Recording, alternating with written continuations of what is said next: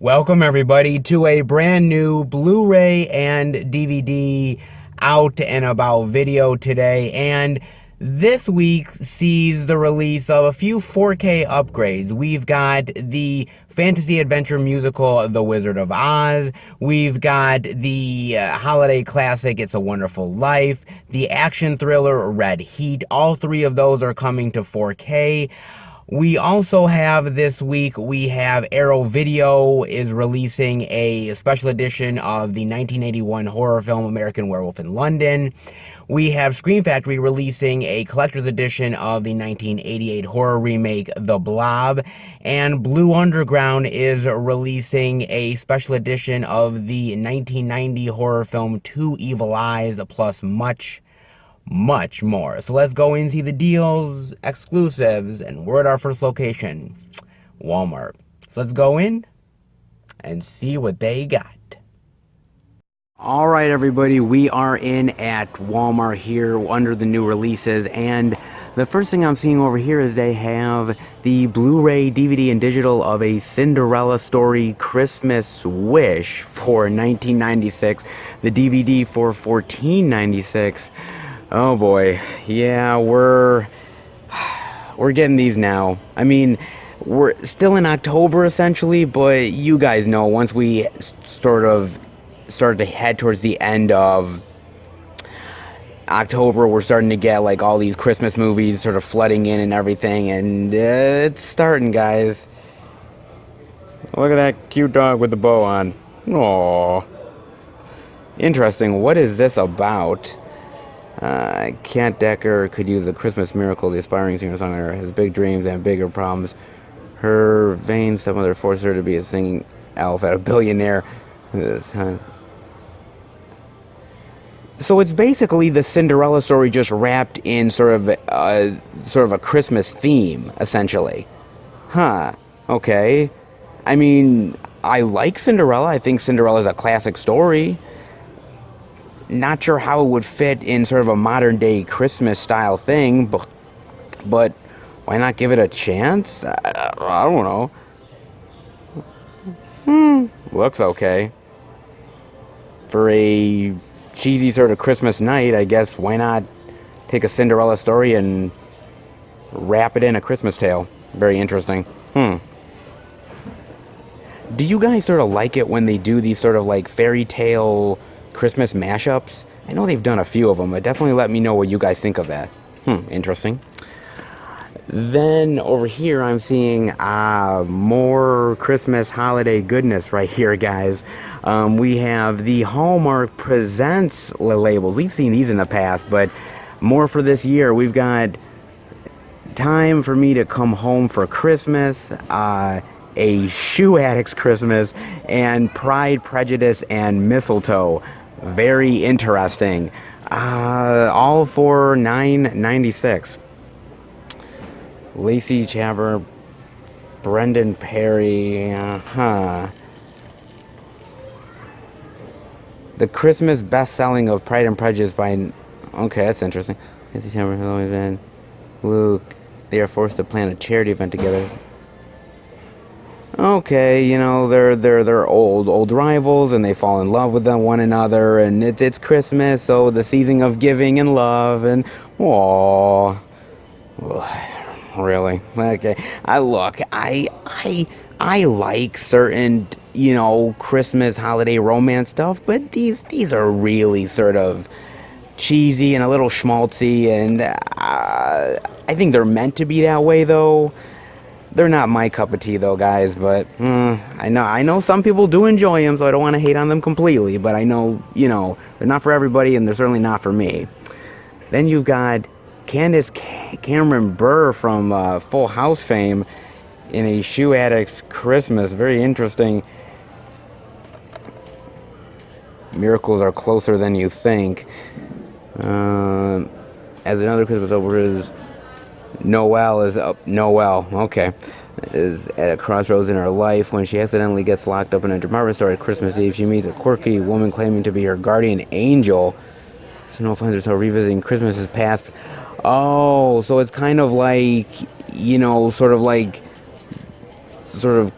past, present, and future, and sort of she learns her lessons on how to be a better person. And yeah, God, I've seen this type of movie so many times before. God, this is nothing new, man. Maybe it's new because she's a shoe addict? Because she's a woman? Really? I don't know, man. I don't know about this one.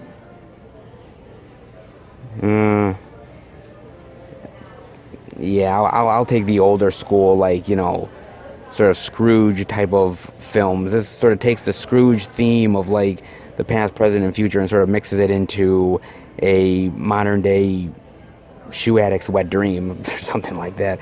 I don't know about that one, guys. And then Time for Me to Come Home for Christmas. Inspired by the Blake Shelton's hit song. I don't listen to much Blake Shelton, so I don't really know much about that.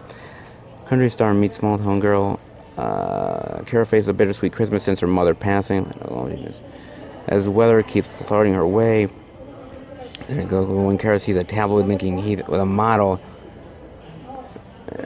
Oh, so there's drama within the household, and they have to figure it out, and before Christmas hits and everything, will everything get resolved in time? Oh, baby, I don't know. I'm not sure about this one, guys. I think probably out of all of them, I'd probably say this one feels probably a little bit more something I might watch, but still, country stars doing Christmas, I don't really like that. I don't really like when they sort of tackle Christmas like that. It's fine to do a Christmas song, but to try to do it in like a movie form, I don't think it always works really well. I don't think it's very successful. That's just my thoughts, guys. I mean, this is probably the one I would say maybe is the one out of all three of these that's maybe the worst one to watch, but still, I think these are a little bit too schmaltzy and a little bit too cheesy for my good. So I'll stay away from these ones. But we are getting towards the Christmas holiday, so we definitely will see more of this stuff and this stuff for sure, guys. Then over here I'm seeing they have the DVD digital of Warrior, the complete first season for 1996. I have not heard of this one. Fast and Furious Banshee? No, I didn't hear about this one at all. No, not one bit. Thrilling Warrior is a blast. This gritty, sexy, violent, pulse-quickening, new original series from... Oh, that's why I haven't heard of it. I don't have Cinemax, so to be honest with you guys, there's a lot of things that really passed me by, and this was one of them. Is a crime drama set during the brutal Tong Wars of San Francisco's Chinatown, late part of the 19th century. Inspired by the writings of the late... Really? That's interesting.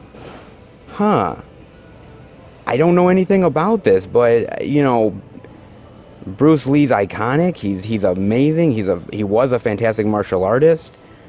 I've never heard about anything with Tong Wars back in Chinatown in the 19th century. I've never heard of anything about that. But then again, I'm not really that much of a history buff, so some of that stuff might even pass me by too. That sounds actually really good. And the great thing about it, guys, to be honest with you, is that because it's Cinemax, they can get a little bit brutal with it, do a little bit more blood and sex and violence than what maybe a normal, like, cable show might do. So that would be cool, man. I really don't know much about it, but it kind of intrigues me just that it's based on something with Bruce Lee. That would definitely be interesting. Let me know what you guys think of Warrior. Good, bad, definitely let me know, guys. Then over here I'm seeing they have the DVD of 10 Minutes Gone for $14.96. Now this one I actually saw on Amazon Prime.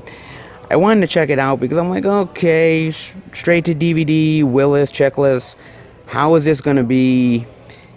Keep your enemies close. Damn right. It was alright, man. Basically, it's about this sort of bank job gone terribly wrong, and people are trying to find out who did what, and who's behind this all and who's sort of killing these people off and trying to find out the truth. And it's sort of your average sort of action thriller bank job type of movie. It's nothing really special, to be honest with you. And it's interesting because I was watching this movie and I'm like, wait a minute, whatever happened to Bruce Willis, dude? Because I'm watching this movie and Bruce Willis really is not even trying in this movie, man. He is not trying at all. I mean, give Chiklis somewhat of credit, because Chiklis is at least trying, but Bruce Willis, dude, his line deliveries are like, yeah, get the briefcase. We'll find who did it. And I'm like, dude, can you have some emotion in your fucking voice? Like, holy shit, man. Like, he is literally, I mean, I know he's made a lot of money, and I know this isn't exactly like, high-profile cinema, but fuck's sake, man. You're getting a paycheck, man. Give it some sort of a chance and try your damnedest. God damn, dude. Like, he barely tries in this thing. I think the action is kind of weak, very sort of cheapo. There's better ones out there like that. It's straight to DVD. It's nothing special, unfortunately. I thought it would be something really cool, and maybe, a cool little sort of recommendation that has Willis and Chiklis in it, but honestly, it's just sort of ho-hum, to be honest with you. Yeah, it's not going to get much love from me, guys, but if you're a fan of Willis and Chiklis, maybe give it a chance, guys. You might enjoy it, but kind of doubt it. Then down over here, guys, I'm seeing they have the 4K Ultra HD Blu-ray and digital of The Wizard of Oz for, well, they don't actually have any prices down here. In fact, all this row down here and down here, there is no prices. So I can't even tell you what the price of the thing is. So I apologize, but kind of out of my control, guys. But, the thing about The Wizard of Oz is that this movie, man, was a household staple when I was growing up, man. My mother played this thing constantly. This is one of her favorite movies of all time. She grew up with this film. She definitely wanted to show me when I was younger. And, I really grew to love it. I thought it was such an amazing and wonderful movie, full of imagination and great performances and the colors. And I mean, this movie just was one of those movies that I just loved growing up, and really honestly did. I mean, and the characters are just so great. I mean, Dorothy, the Scarecrow, the Lion, the Tin Man, the Wicked Witch. I mean, everybody just was so cool, and the imagination in this thing, I really loved it so much, man, and I still do to this day. I know it's not for everybody, to be honest with you, but I think this is a movie that's, it's essential viewing, especially if you're a movie lover. I mean, this one has to be up there as far as watching it is concerned, but also, I think it's a great movie for kids, especially for little kids. Yeah, they may get scared with things like the monkeys and the Wicked Witch, but I think you can still show a little kid this, and I think they would still have a really great time with the story and the characters. It's a timeless classic. And there's not many movies that I can say that are really timeless classics, guys. There's only, I would say, a small, sort of huge handful of titles that can easily be called timeless classics. And The Wizard of Oz is easily one of them, guys. I really love this one a lot. I think it's an amazing movie. And it must look awesome in 4K. I mean, this movie, it's one of those movies where you have to do it really well in 4K. You don't want to screw it up, you know what I mean? So I imagine this thing would look great. The colors would probably pop on this thing like nobody's business. So yeah, this one is absolutely a recommendation, at least to watch once, because I think every movie lover has at least watched this thing once. It's one of those holy grail titles that you have to at least experience one time or another, guys. It really honestly does. Then I'm seeing over here they have Scarface, the gold edition that we saw last time at some of the other stores, but we honestly, we didn't see it here over at Walmart. So this is new that they brought this in here at Walmart, not bad. Scarface. Definitely, if you're a fan of Scarface, if you're a fan of Al Pacino and these type of movies, definitely worth getting, guys. Definitely worth it. One of the best performances by Al Pacino, as far as I'm concerned. They got that. They also have the 4K Ultra HD Blu-ray and digital of American Gangster. Really good movie. Honestly, Denzel does a really good job, and so does Russell Crowe. It's a movie that not many people really talk about, but they really should. Really, really great one, guys. Not bad. I don't know about getting it in 4K though, but definitely one worth watching, I would think. Then they have Luce, the DVD. Never heard of this one. The Truth Has Many Faces, with Naomi Watts, Octavia Spencer, Tim Roth. Actually, not a bad cast, man. Quite a lot of people, actually. Very nice. Interesting. Luce is a psychological thriller. Justice from a war-torn country. Oh, that's interesting. Okay. Really interesting. Very much a thriller and a drama. I wonder what's actually in his locker that they discover. It's got to be some either drugs or maybe a gun or something like that. That's a really great synopsis. I'm surprised I've never heard of this one. I don't even think this one came to theaters or anything. And with such a cast, you would think it would have, but I don't think it ever did. That's a really... It looks really cool, man, and I like the synopsis. The actors are really great. Truly a movie and for its time, riveting from start to finish. I would definitely have to give this one a look, guys. I don't really know much about it, but just the synopsis and everything looks really cool to me. I mean, if you know anything about Luce, definitely let me know. So it looks good, Angela, honestly. Then they also have the DVD of Emmanuel, also here, from executive producers Stephen Curry and Viola Davis and Mariska Hargitay. Interesting. National headlines: Blaze story, churchgoers gunned down. Oh yeah, that's the sort of on the whole true life thing that happened in South Carolina, and oh man, yeah, sort of, people examining what happened and forgiveness and justice and love and hate. Yeah, it's such a terrible tragedy what happened with that, man. I remember watching on the news, and I was just devastated, man. It really was heartless what happened, and you hate to see things like this happen. Unfortunately, it's the reality of the world. I hate to say it, guys. It really is. But I think we need to have movies like this or documentaries out this that sort of put a spotlight on this issue, because sometimes these things get forgotten, and it's nice to be reminded of it and be reminded of that we shouldn't let this stuff stay in the past. It needs to be brought to light. We need to deal with it.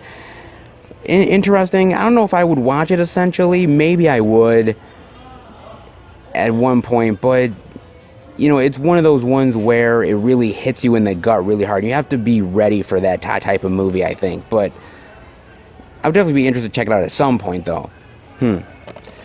Then I'm also seeing over here they have the DVD of Haunt, which this came out like a week or two ago, from the writers of A Quiet Place and producer Eli Roth. Now, I got a chance to watch this on Amazon Prime, and I really loved the hell out of this movie, guys. I really honestly did. What are you carving this Halloween?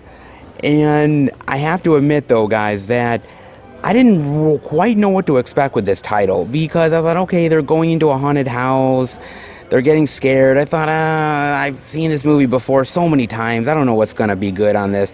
And honestly, I was really pleasantly surprised, guys. I thought this was really scary. I thought that the clowns and everything were creepy as hell. I liked some of the characters. Some are stereotypical, some are, a little bit, like a Survivor girl status type of stuff. But I really liked the characters here. The clown stuff was really cool. The blood and the gore stuff was really impressive here. I love the clown costumes. I love the makeup effects, because what some of these people look like underneath the clown costumes is disturbing, man. I really like this. This is one of the better sort of Halloween horror haunted house movies to come out in a really long while. It honestly is. I was truly impressed by this movie, guys. I honestly was. I was not expecting a lot, and I came out of this film really loving the hell out of it. I thought this was inventive.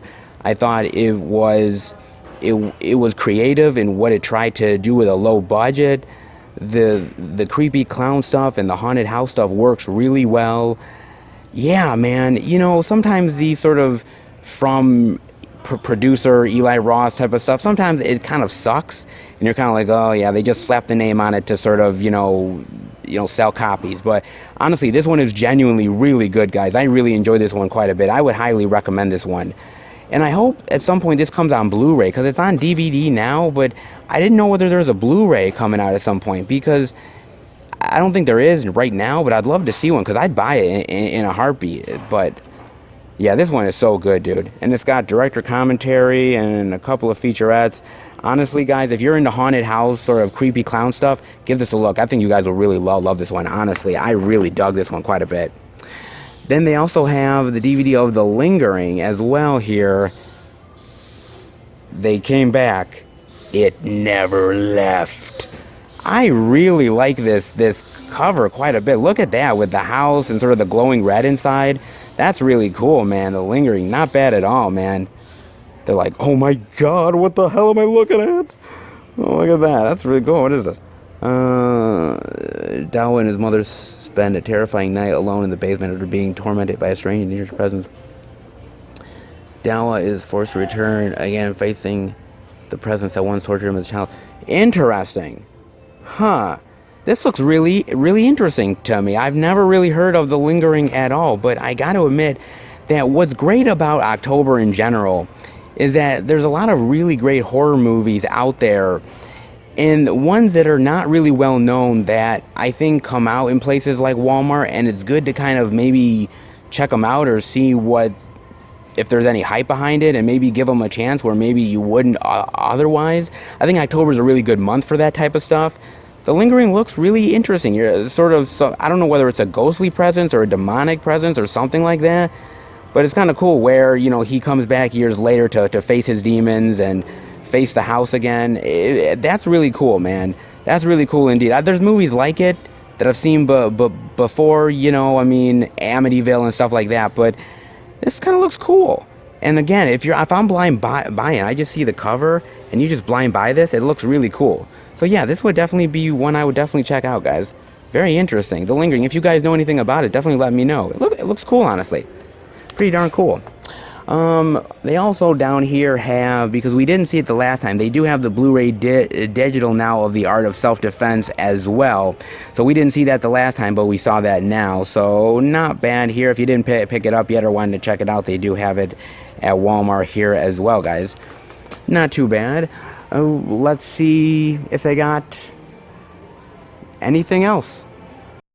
Alright guys, we're over here in this section of Walmart, and I am seeing they do have the DVD of NOS 4A2, the first season for 1996.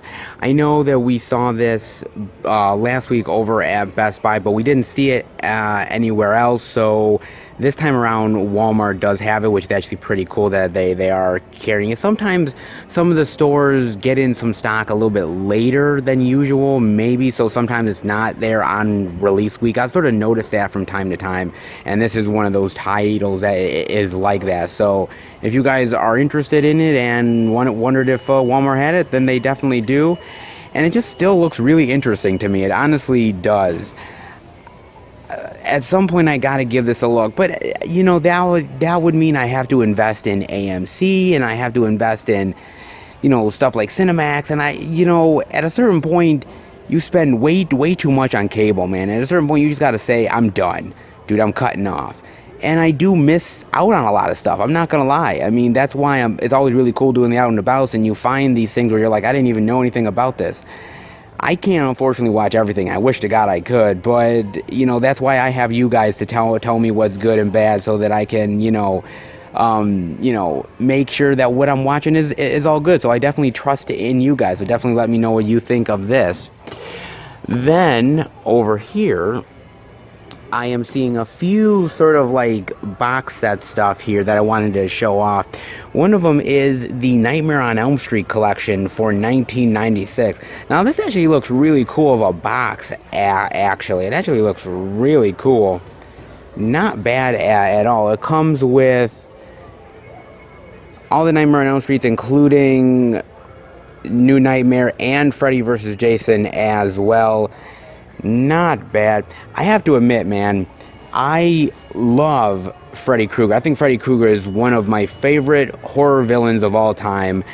And I know that people tend to get a little bit sort of, I don't want to say they get tired of Freddy, but I know that early on he was more of a sort of subdued, didn't really talk type of villain. And then he sort of became more of a jokester and made more sort of jokes before he killed somebody. I like both versions of Freddy. I like the more jokey one, and I like the more darker and, you know, didn't really say much type of one. You know, no matter which one you're talking about, Robert Englund, man, god damn it, dude. Robert Englund is a rock star, dude. And what he did for Freddy Krueger is out of this world, man. In fact, sort of a really quick story. I guess that the studio, when they were making Nightmare on Elm Street Part 2, they thought that they really didn't need Robert Englund, so they ended up recasting. They recasted him with another sort of actor slash stuntman, and they filmed for a little while, maybe a week or so, and then they were looking back at the footage and they're like, this is not good. Like, there's something about it that doesn't work. This guy playing Freddy Krueger, there's something off. He's not the same type of sort of way that, you know, Robert Englund did it in the first film. And so they ended up rehiring him, and he redid all the stuff. And I'm so glad that they did, man, because you cannot recast this. I mean, they did for the remake, but honestly, guys, the remake is hot garbage. And I will take Robert Englund any day of the damn week over Jackie Earle Haley. And even though I like Jackie Earle Haley, he really bombed big time, dude. I really love this series so goddamn much. I think my favorite, I can't pick a favorite, dude. I like all these. I really do. I think they're all really good and unique in their own way, and they bring something new and interesting. I really enjoy most of this series. I really honestly do. I can't say that for every horror series, but for this one I honestly can. And I'm hoping down the line some studio does something with this, like Scream Factory or Arrow, or somebody does a whole like collector's edition box set of Nightmare on Elm Street, because we've gotten like the Halloween box set, we've gotten Friday the 13th box set, and a whole bunch of other stuff. I'm hoping that at some point this gets love.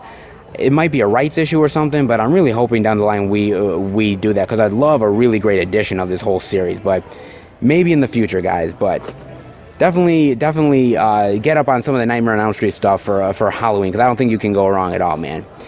Then I'm also seeing over here they have Bone Chilling Horror 10 movie collection for $29.96 right here. Interesting. What they got? They got The Ring, great movie. The Devil Inside, real piece of shit. I think it is. The original Friday the 13th. Case 39, which I've only seen bits and pieces of Case 39. I can't say I've seen all of it.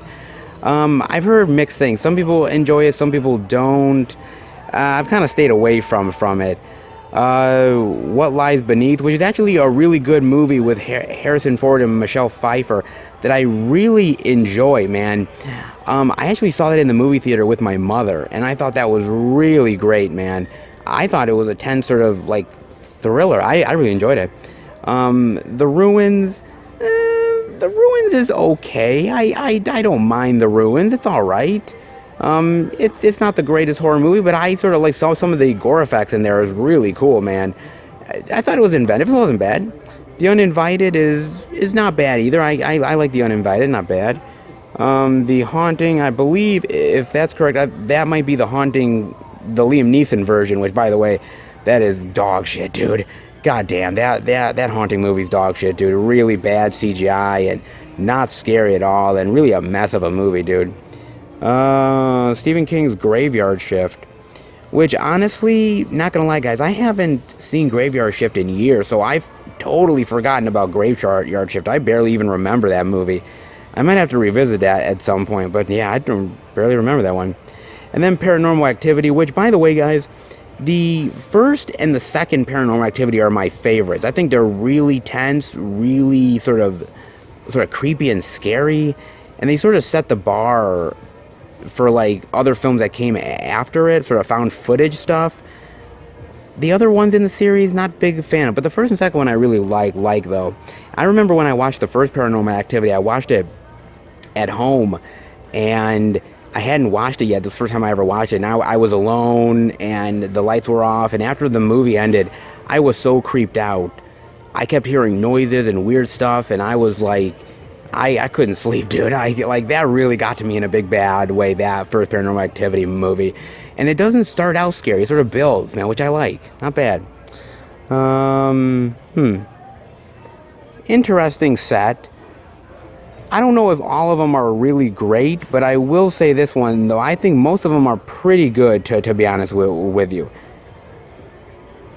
Not bad of a 10 movie collection, especially for, I believe, for $39.96 or something. Or yeah, actually $29.96. My bad. For $29.96, not bad collection, honestly. Some are better than others, but definitely let me know which ones are your favorite in that 10 movie collection. Then the other thing I'm seeing over here is they have a 6-movie DVD set, Horror Unleashed, for $16.96. Train to Busan, which, by the way, Train to Busan, guys, is really awesome. It's a really great zombie movie. One of the best ones to come out in the last, year or two. Really amazing. And I actually heard they're doing a sequel to that, which I'd really be curious to find out what they would do with it, because the first one's brilliant. So I hope they do really well with the sequel, is what I'm kind of hoping for. Then they have Gonjiam Haunted Asylum, which I've never actually seen before. I don't really know much about that one at all. Sort of creepy asylum hospital thing where probably they get terrorized, something like that. Dead Snow 2, Red vs. Dead. I'm not a huge fan of Dead Snow and Dead Snow 2. I like them, but I'm not in love with them. The problem that I have with them is they're supposed to be horror comedies, but I don't think they're really all that great of horror comedies. There's some really good zombie effects in there, but I'm not a huge fan of it. If I had to pick which one was my favorite out of the Dead Snow franchise, at least the two of them, I would probably say Dead Snow 2 is my favorite. I would probably say. I still don't love it, but it's better than it's better than some of that independent zombie crap that's come out in the last few years. It's not terrible though. The Wailing, which I've never heard of The Wailing before. Never heard of that one. The House That Never Dies, Reawakening. I don't think I've heard of that one either. Interesting. And then they have Afraid. I don't think I've heard of that one either. There's actually, it's sort of a mixture, sort of ones that I've seen before and ones that I haven't. Sort of an interesting mix here. I don't know what the theme is. Is the theme just horror, or is the theme like zombies? I'm not really sure exactly. Got some special features there, behind the scenes, audio commentaries, featurettes. Not bad, actually. Actually, what's good about some of these sort of horror packs that they have at times, like this one or something like this, is it's really good for sort of a low price to maybe give a chance on a few movies that maybe you weren't going to give a chance to before.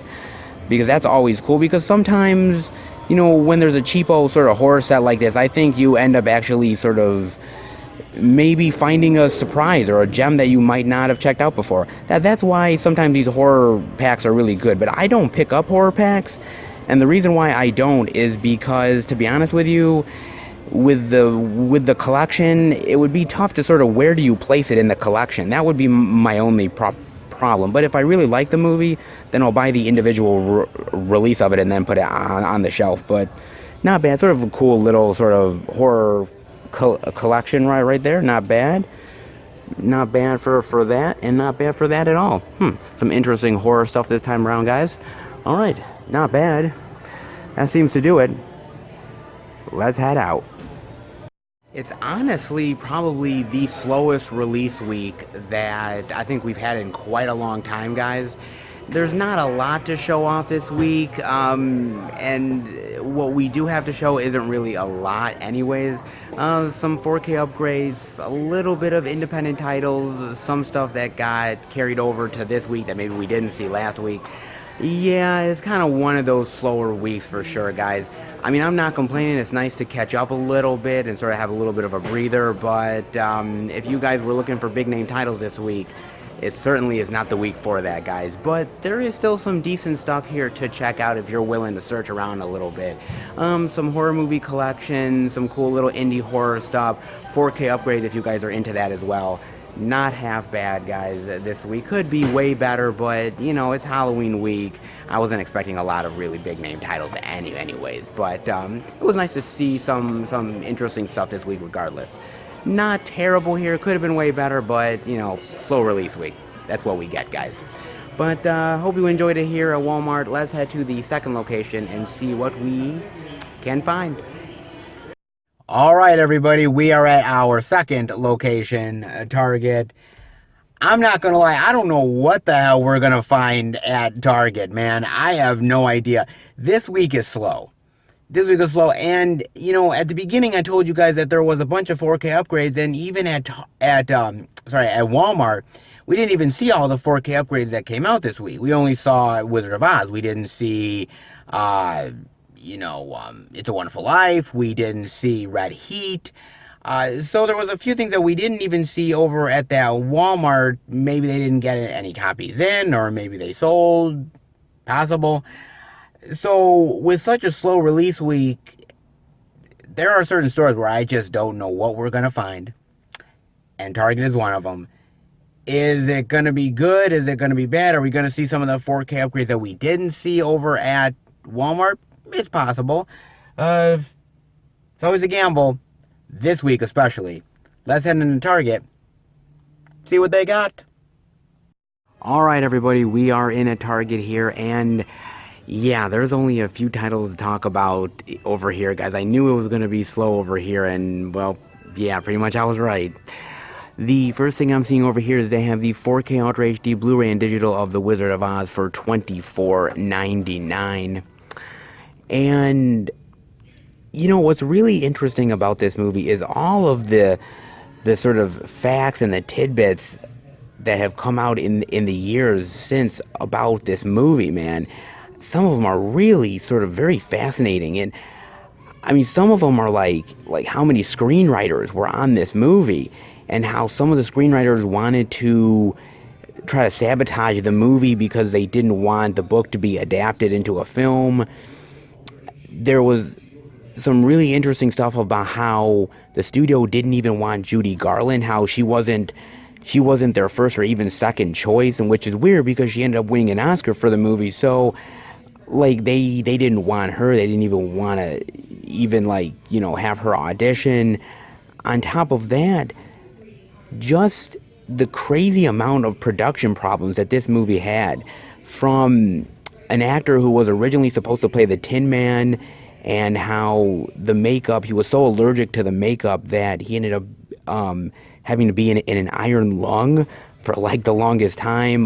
The chick who's the Wicked Witch, she got temporarily burned and had to be out for like 6 weeks. Her stunt double got permanently burned. My God, man, this movie was plagued with problems. It was like one sort of issue after another, and you're surprised that the movie even ended up being as good as it is because of how much fucking problems that this movie had from one sort of strange coincidence after another. But as I said, it's a timeless classic, and it's weird because I've seen lists where well, this is the most overrated movie, and I'm like, really? Because there's a lot of really overrated movies, and I don't think this is one of them at all. I mean, just my opinion, guys. I mean, the fact that this movie came out a classic after all of the issues that it was having, just, again, how much, just how great the story was and how great it sort of translated onto the screen is really the testament to this movie. And there's been a lot of movies in the past that have been sort of sequels to it. They had that one with James Franco, which wasn't bad. I kind of liked it. My mother and I watched it together, and she, being the huge Wizard of Oz fan, she really didn't like it because she was very much kind of just felt like it didn't have the same type of magic or flair as the original Wizard of Oz film. And I do agree with her about that.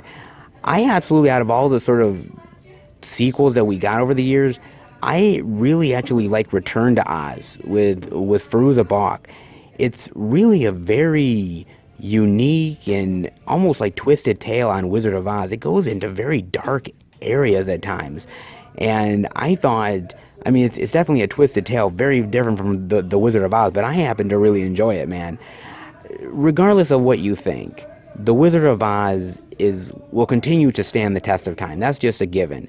And for me, I have to admit, guys, that, you know, it's sort of fascinating looking back at all the issues that this movie had, because when you look back at the time that it was made, you know, the fact that they were able to do what they were able to do with this movie, and how it's translated to so many generations, really is a testament to the film itself, and it's got to be celebrated in a big bad way. It really is, to me, one of the best movies. Some people can call it overrated, and that's fine, that's their opinion, but I stick with what I think. I think it's a really fantastic movie that deserves all the love that it gets. That's just my opinion, guys. Then over here I'm seeing they have the DVD of Them That Follow for $12.99. This is one we definitely didn't see over at Walmart. We all have our sins. Some more than others. The cast here: Olivia Colman, Jim Gaffigan. Huh, that's really interesting. I think I heard about this one. What is this? Pastor Lemuel Walter Goggins proceeds over an isolated community of Pentecostal snake handlers. Well, that's interesting. As his devoted daughter marries... Wait, why? There. Huh. She has like this secret that's going to rattle the community or something. That's really interesting. This kind of looks like something I would watch. I have to admit, though, I really do get freaked out by snakes. Like, I really do. And so I don't know if I would. I mean, I want to watch it, but a part of me is like, oh, snakes. Think I'll kind of pass. But it looks like a really cool sort of mysterious movie. Just weird that there's a community of snake handlers. Just weird stuff, man. Yeah, no, I've never heard of this one, but actually looks kind of cool. Them That Follow. Definitely let me know what you think if you've seen it, guys. Then, over here I'm seeing they have the Blu-ray digital of 10 Minutes Gone for $12.99. Yeah. You know, as I said, you know, Bruce Willis really doesn't do a good job with this movie. But honestly, like I said, I'll give points to Michael Chiklis. And I'm kind of curious of what happened to Michael Chiklis, because he was on such an upswing in his career for quite a while. I actually remember when I was a kid watching him on the show The Commish. Do you guys remember The Commish? I certainly do. I watched it with my mother and my father. Man, talk about a blast from the past, dude. That is a long time back, man. And, you know, and then, you know, he was doing stuff on The Shield, and The Shield was hugely popular, and people loved that show so goddamn much. I really didn't watch much of The Shield, so I can't really comment too much on that show. But he did the two Fantastic Four movies. You know, I don't really love those Fantastic Four movies. I think they're a really poor representation of Fantastic Four as sort of a family, and as sort of the possibilities of a really great comic book movie. The first one is not outright terrible, but it's really just a lame attempt, and the second one is really not good to my sort of remembering the movie. I just thought it was really lame and very, you know, just really sort of not a good sequel, and they really didn't utilize the characters really well, and I thought they really did a piss poor job with that movie. And those movies didn't do incredibly great, especially the sequels. So that kind of killed Michael Chiklis's sort of like movie career in a lot of ways. I mean, he's done stuff since. He's been in American Horror Story, and he's done voiceover work and everything. And he still does work, but he's not as big as he used to be. But I see movies like 10 Minutes Gone, and I sort of realize how great Michael Chiklis still is, and how much, like 100% he gives to a movie, even if it's like straight to DVD. So he's still great, man. And I would love to see him do more work and really do more really great sort of acting abilities.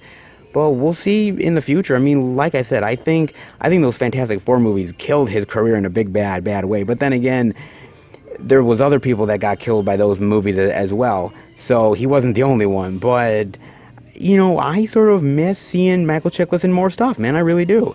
Definitely let me know what you guys think of Michael Chiklis. But other than that, guys, that does it for Target. Like I said, not really much to show off this week. All right, let's head out. Oh, but surprise, surprise, guys, there's one more thing to check out, is the Blu-ray digital of Batman Beyond, the complete series, for $89.99. I actually forgot this came out this week, man. Wow. Yeah, I forgot about this one, man. Nice. Of course, it's got the dreaded dun dun dun spider claws on there, which, oh, I hate the spider claws so much because it ruins the packaging, man.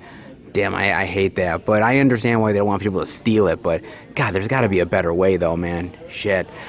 But this show, man, I got to admit, this show is so awesome. I was talking to my friend John and Ron about this at separate times and how great this show is, dude. It only lasted 3 seasons, but goddamn, was it so really great and dark and just a really great story, dude, of this younger guy who's trying to get revenge, and it's an older, more grizzled Bruce Wayne that ends up teaching him about the ways of being Batman, and I just really loved it, dude. I really thought it was a really great sort of Batman story taken into a more futuristic way. I thought it was brilliant, dude. I really did, dude. I thought it was great. Look at that, all you get. Nice. Yeah, you get that limited edition sort of figure right there on the inside. Nice, that's pretty cool, man. I really, honestly, this is a show that, when we talk about Batman, I don't think this show really gets as much love as it should. I mean, there's stuff like the complete animated series here. There's sort of the Batman movies that get a lot of love, sort of the 60s TV show. But nobody really ever talks about Batman Beyond, and they should. Honestly, it's really, really great. Again, it didn't last that long, and it came around sort of the time when I was a kid. So I watched it. And then once it left, I was really bummed because I just really loved it, dude. I loved the older Batman. I loved sort of a younger Batman learning the ropes. I just thought it was a brilliant show. I really honestly did. I don't know if you guys agree with me or not, but this is one of the better animated Batman shows. It really honestly is. I fell in love with this thing so much, and it's really cool that Target has it because I know that Walmart didn't carry it. For $89.99, that's not a bad price. You get the complete series, you get a limited edition sort of figure there, not bad. The only thing again is like this spider stuff, man. It does ruin the package, unfortunately, and I wish they wouldn't. But honestly, though, this is really cool, man. And honestly, I haven't revisited this show in such a long time. Now that I'm seeing this box set, I really kind of want to revisit Batman Beyond. I really do, man. Such a good show, dude. I forgot that this came out this week. But yeah, so Target does have that. Really nice surprise there, guys. Not bad. Not bad at all. So one extra thing to check out this week here at Target. All right. Let's now head out. Yeah, this is pretty much a slow release week, guys. Only 4 titles to check out. Not a lot to sort of delve into this week. But again, when there's not many releases coming out, there's certain stores that do tend to suffer, and it really is true, and Target is one of them, unfortunately. I mean, we didn't see some of the 4K upgrades that I really wanted to see here, and yes, we did see that great sort of Batman Beyond sort of box set, which is really cool for them for them to have it here, but at the same time, there wasn't a lot to really delve into. Again, I think it will get better next week. Hopefully we'll be on the upswing instead of on the downswing, but, well, here's the hoping, guys. But I hope you guys enjoyed it here at Target. Let's head to the third and final location and see what we can find. All right, everybody, we are at our third and final location, the Beast Best Buy. But before we go in, I wanted to talk about a movie trailer with you guys, The Grudge, that is being released in 2020. And I knew that they were filming this movie. I knew that it was going to come out next year. But why? Why exactly are we getting this? I mean, you guys know that I don't really mince words when I talk about horror remakes. I'm not a fan of them. I mean, I like a small handful of horror remakes that really do something new and creative and interesting from the original, but outside of that, there's a lot of horror remakes that are really just very disappointing and pointless and really just a waste of time. And what's interesting about this one, specifically this one, is that, you know, the Japanese original one that came out all those years ago, which I did watch, but it's been really a long time since I watched it, so I may have to go back and revisit it at some point. I remember it being really creepy, really atmospheric, very tense. I remember really liking it quite a bit and thought it was a really cool sort of scary tale and story. I like sort of the chick with the long hair and the, you know, I was like, oh, Jesus. I thought it was really good. And then they did the American remake, and I thought, okay, that's not bad, honestly. It's not a bad remake. I mean, it's decent. It's not the best horror remake, but it's honestly not bad either. It's pretty good. And so, you know, I like Michelle Gellar in that, Sarah Michelle Gellar. I like her in it. I think the director of the Japanese original ended up coming back to direct the American remake, if I'm not mistaken. I believe he did. So he brought his sort of flair to the American version, which I thought actually did a pretty good job. I honestly recommend that one. It's not bad, guys. So after that, they did, you know, a Grudge 2 and a Grudge 3, I think, and they did all these pointless sequels that were really not that good, man. And then it just kind of laid to rest, and we didn't really hear about it. And I was like, okay. And then now suddenly we're getting another remake of The Grudge because why the hell not? I mean, I watched the trailer, and the trailer's not terrible, but I'm like, there's nothing here that really needs for it to be remade. I mean, it's the same thing. You know, they go into this house. The entity comes back to sort of start to scare them and haunt them and want to kill them. The creepy chick with the long hair and the eyes and looks like Samara from The Ring. And it's like, okay, like it's the same story, just different characters, different dilemmas. There's nothing new that they're really bringing here, I don't think. I mean, I like Lin Shaye. It's cool to see her here. You know, I like some of the actors here as well. I mean, I don't know, man. I'm just not really into this one a lot. I'm really not into it, and I really just feel that it's a very pointless horror remake, kind of like how Black Christmas to me is going to be a pointless remake. There's really no reason for it to be made other than, well, I guess we're going to lose the rights to the movie, so we might as well make, you know, a pointless remake to sort of retain the rights to it. Like, that's all it is, man. I mean, it's just a cash grab to me, dude. Honestly, it really is. I mean, I could be wrong. I could walk out of that movie and be like, wow, that was a brilliant remake. Kind of doubt that's going to happen, though, guys. I really honestly do doubt that. I mean, let me know what you think of that Grudge remake. Do you think it's going to be good? Do you think it's going to be in a long line of pointless remakes that just baffle you why it even got made in the first place? I mean, definitely let me know, guys. But in the meantime, let's head into the Beast and see what Best Buy has in store for us this week. Alright, guys, we are in at Best Buy here, and the first thing I'm seeing is they have another John Wick Steelbook? Yeah, they have only at Best Buy limited edition Steelbook 4K and digital for $44.99. And this actually includes all three of the John Wick movies in one steelbook right here. Huh. Not bad. I kind of knew this was coming out, but I didn't know whether it was going to be at all the stores or whether it was just going to be an exclusive at one place. But just only at Best Buy. Very interesting steelbook. I believe, if I'm not mistaken, this was actually one of the artworks for the John Wick 3 poster. But it actually works as a really great sort of steelbook for all three of the movies. I like John Wick holding the gun there with his sort of badass stance. I like sort of the neon and the purple look there. I think it actually looks really cool, man. That's not bad at all, man. Huh. And I believe it carries over all the special features, too. Yeah, all the special features from all three of the John Wick films as well.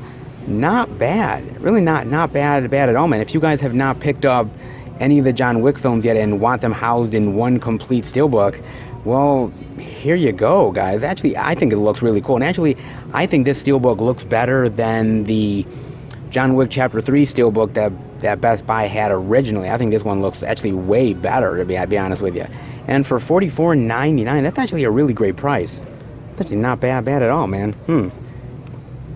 Capitalizing on more John Wick. Not bad. Then, over here, I'm seeing they have another steelbook for Aquaman. The 4K Ultra HD digital for $24.99. Huh. Are we just getting, like, more steelbooks now for, like, other movies? Just crazy, just only at Best Buy steelbooks. Like, we're just getting just random movies now getting the steelbook treatment. I mean, I know they've done this movie in steelbook form before, but I guess they're redoing it now again.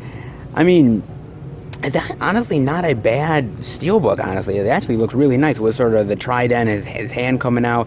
It actually looks really cool. I actually don't know if all the special features are carried over. It doesn't actually say. I mean, it has to, right? I don't think they would not put the special features on here, but it doesn't actually say whether there is or not. That's interesting. I will say this, though. I know they're doing an Aquaman 2, which I'm looking forward to see what they do with that movie. I know they're doing some sort of spin-off of the Aquaman series as well. They talked about a spin-off.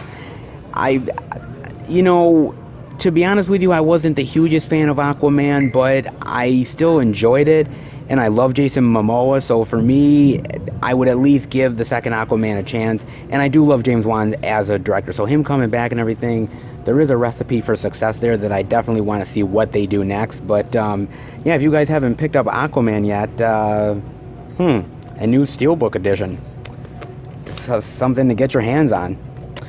Then also I'm seeing over here they have the 4K Ultra HD Blu-ray and digital of The Wizard of Oz for $24.99. They have the 4K Ultra HD Blu-ray and digital Steelbook only at Best Buy for $29.99. And this is actually a really nice Steelbook. I really like this a lot. I like her sort of sleeping in the poppies. And, yeah, I like the color, the red, very vibrant. I really like that a lot, man. That's actually really cool. And do you guys realize that I have never actually had The Wizard of Oz in my collection? Ever. I've never owned the DVD. I've never owned the Blu-ray or anything. And it's kind of weird because I really love the movie, but I've never actually had it in the collection before. One of those sort of titles that you would think I would probably have in the collection because I love the movie so much, but I've never actually gotten it. And I think the reason why I've never had it before is because there's been so many editions of this movie to come out, guys. I think like every 5 years they do a new edition. Like this is the 80th anniversary of the movie, but even more than that, it's like they did a 75th anniversary. They've done a 70th anniversary. They've done a Blu-ray 3D version of the movie. They've done a huge like collector's packaging stuff. I mean, I think this is one of those movies, along with, you know, the Bond stuff and the Terminator and Alien series, and these things get releases like every few years, it feels like. And I just never really locked down which version I actually wanted. I almost actually bought that 3D version back in the day, that huge like box set that had the Blu-ray and the 3D in it and a bunch of special features. I really was going to pick that up at one point, but I didn't. Maybe I should have, but I've never actually owned it before, and maybe I have to pick it up. Who knows? For sort of future reference, I might have to pick up the 4K Ultra HD or even just the regular edition. I think this is a good cover, though. I actually think it's better than this. I think this cover is better. I like this cover. It's not bad. It sort of represents everything in there, but some reason I like this, sort of with the colorfulness of it. I think this one just sort of pops more to me. I just really like it a lot. I think it spells out the stuff with Dorothy and sort of the color of the world. And I do have to admit, man, that the movie, again, itself is just so amazing. And it's kind of interesting because for a lot of these actors, that's what we know them for. You know, Judy Garland has done so many amazing movies, but this is the movie that we know her for. These actors, like The Wicked Witch, that's what we know these people for.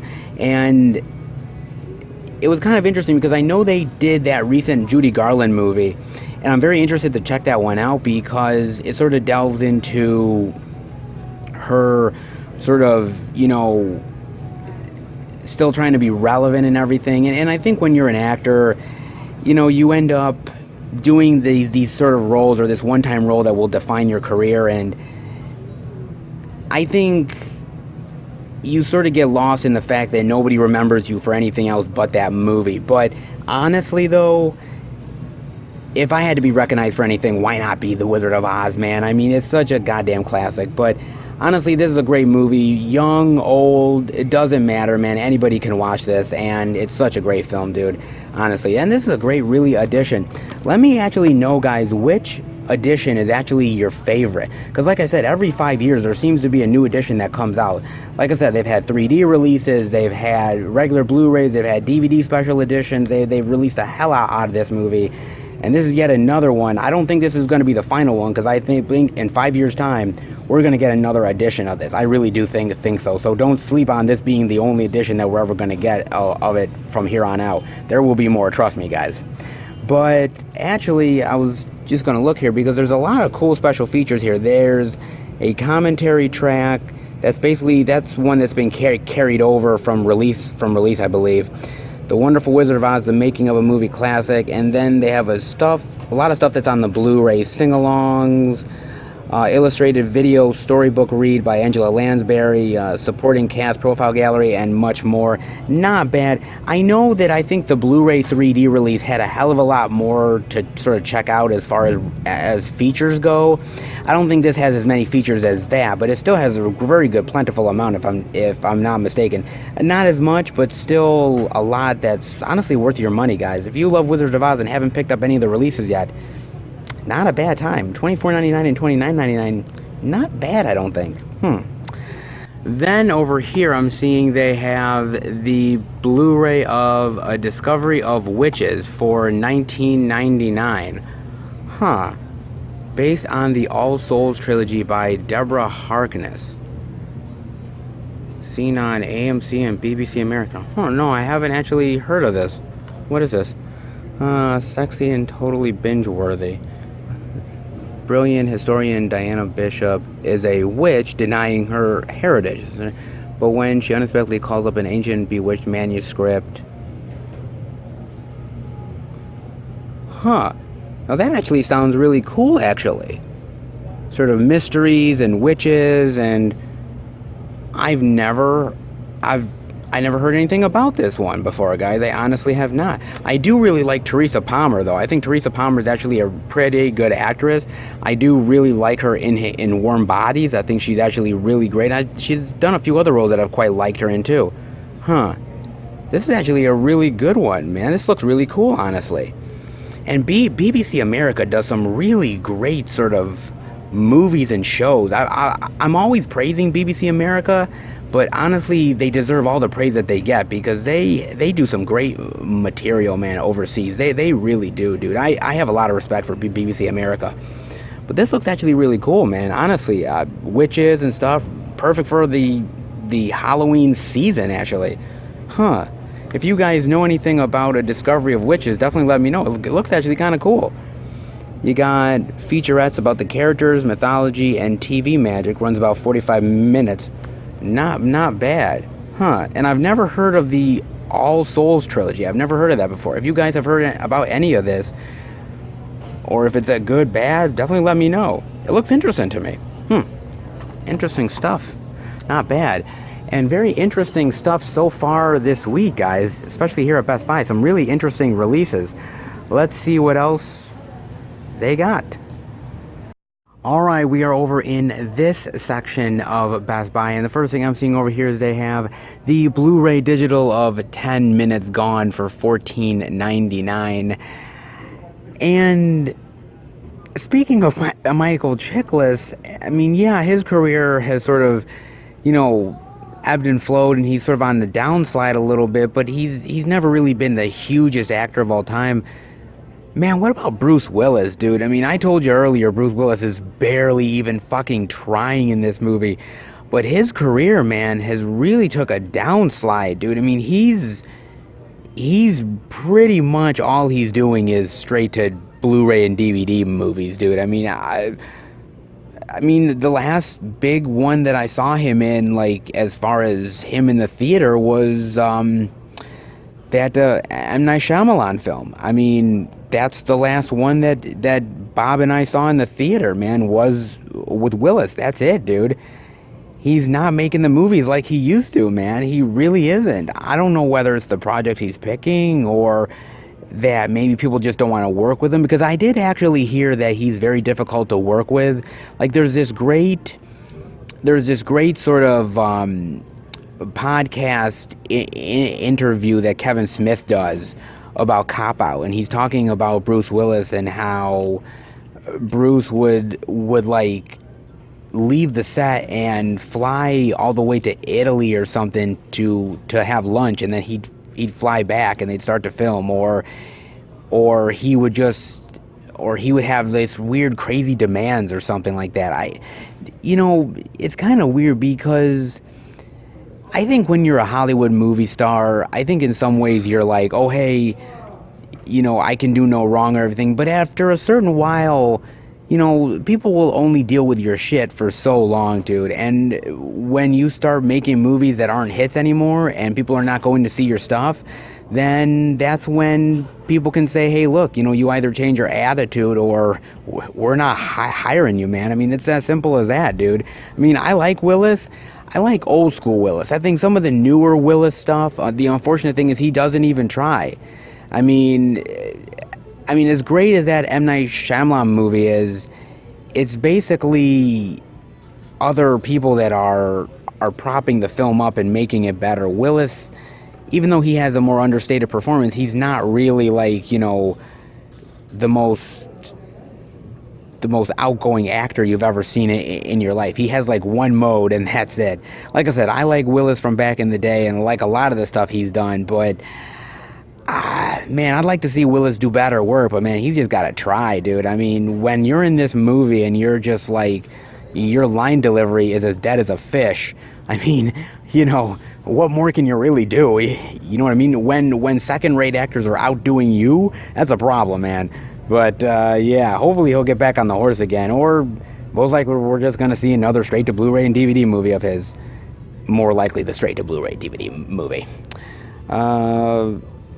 You do have Making 10 Minutes Gone, cast and crew interviews, and trailer gallery. At least there's some special features here. Some straight-to Blu-ray or DVD movies don't even have special features, so at least this has something. It's average at best. It's not bad. If I were to give it out of a 10, I'd probably give it a 5. It's middle of the road. Maybe watch it as a curiosity if you like one of these two actors, but you could skip it and I don't think you'd have a problem, guys. Then over here, I'm seeing they have the Blu-ray DVD digital of Goblin Slayer for $39.99. Season 1. Never heard of this damn thing. Probably another anime one. He does not let anyone roll the dice. That's interesting. Goblin's rating. I've Yeah, this is one of those anime ones. It's really cool that Best Buy sort of carries these anime ones for people who are interested in it. Mind you, we really don't see them anywhere else. We really don't see them at Target, and we really don't see them over at Walmart too much. Again, I've never heard of this stuff, but I always really try to showcase anime for you guys because I know a lot of you are big fans of it. So if you guys know anything about Goblin Slayer, definitely let me know, guys. Interesting. Goblin's rating from the studio behind ReZero and Steins Gate. Full uncut. Interesting. Definitely let me know. God, Goblin Slayer, great fucking name, by the way. Goblin Slayer. Yeah. Then over here I'm seeing they have the 4K Ultra HD Blu-ray and digital of It's a Wonderful Life for $19.99. And a really nice cover there. I like the moon. I sort of like the red lettering. I like sort of him sort of having a good time with his family. Not bad cover at all. And you know what's interesting about this movie is that, I mean, this is considered a Christmas classic. I mean, you can put this with Miracle on 34th Street, with A Christmas Story, a bunch of them. This is right up there. This might be a lot of people's #1 favorite Christmas movie of all time. For me, I'm not the hugest fan of It's a Wonderful Life. I've never really been. I've watched it. I like the movie. My favorite sort of Christmas holiday movie is A Christmas Story. That's sort of where my sensibilities are.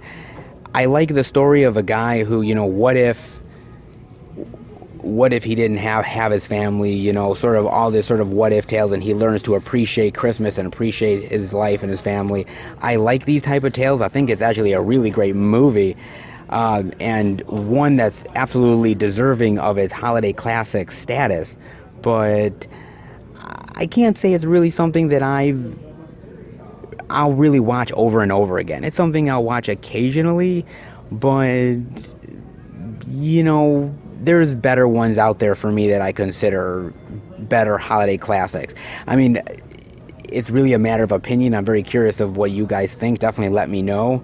But I mean, it's a great movie, and I mean, it's Jimmy Stewart, for Christ's sake. Jimmy Stewart's a classic actor. So anytime these sort of movies with these older actors are still around and they're still as relevant is a really good time for me, guys. Honestly, I'm really glad for these older actors who are no longer with us still have movies that are relevant to this day. So even though I can't say I'm always a big fan of this movie, I'm glad that it's still out there in the zeitgeist. You get the 4K of the film, the Blu-ray of the film, and you get Restarting a Beloved Classic in 4K and original cast party home movies and more. Not bad. Digitally restored and remastered. If they do a really good job, then I think the 4K would look great. It's black and white, so it's different than color. I'm kind of curious how the 4K would look in this, considering it's black and white and more of an old school movie. Definitely let me know how the 4K ends up turning out, guys. It has the potential to be really good, but also potential to not look so great either. Then they also have here the Blu-ray of Elf, a exclusive 4K Blu-ray steelbook from Best Buy for $14.99. Not bad steelbook. I sort of like that he's all tied up with sort of the Christmas lights. That's great. Oh, that's awesome. I have to admit to you guys, I'm going to admit it, and I'm probably going to get a lot of hate, but I am not the biggest fan of Will Ferrell. I think I've told you guys that before, but I'm just not. I don't hate Will Ferrell. There's times when I think he's really funny, and there's other times where I think it's really laughably bad. Elf is one of those movies where I do like Will Ferrell in it. I think Will Ferrell's good in this movie. It's a wholesome holiday classic. It's actually become a wholesome holiday classic. It's one that a lot of people really love and people have really embraced over the years. I like sort of the sweetness of Will Ferrell versus sort of the reality of life that he has, especially going into his father's like business world. I think it's really funny. I think it's heartwarming. I think it's charming. I've grown to like the movie over the years. When I first watched Elf, I wasn't the biggest fan of it. I kind of actually really hated it.